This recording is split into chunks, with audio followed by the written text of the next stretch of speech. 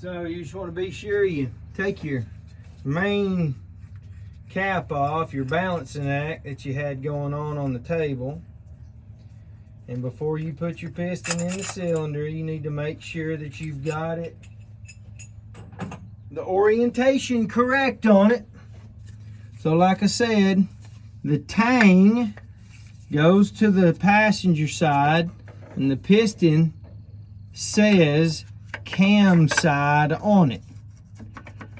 So you're just gonna try to get this thing in there as best you can. These older style ring compressors are a little aggravating. You have to be careful with them because they don't sit in there properly. They're not a tapered. They make a tapered fit ring compressor, and it fits in the taper so that it makes it easier to put your pistons in.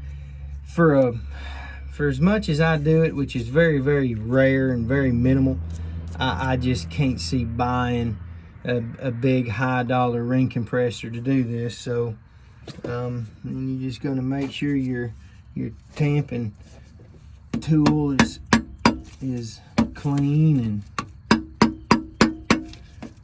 try to tamp this thing down in the cylinder.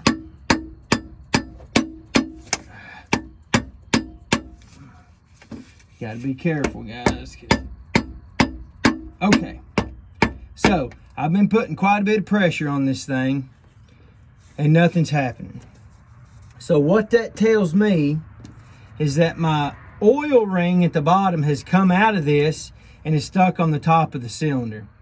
So this is where you really got to know how much force it takes to get these things in there, because if you continue to knock down on it, you're going to break a ring, collapse a ring, and then you're going to have an issue when you go for startups and things like that. So as of right now, I'm going to have to pull this piston back out, because you can see right there, the oil ring, you can't see it with the sun. The oil ring came out and it was stuck on the top of the cylinder. So you got to stop or you're going to tear something up.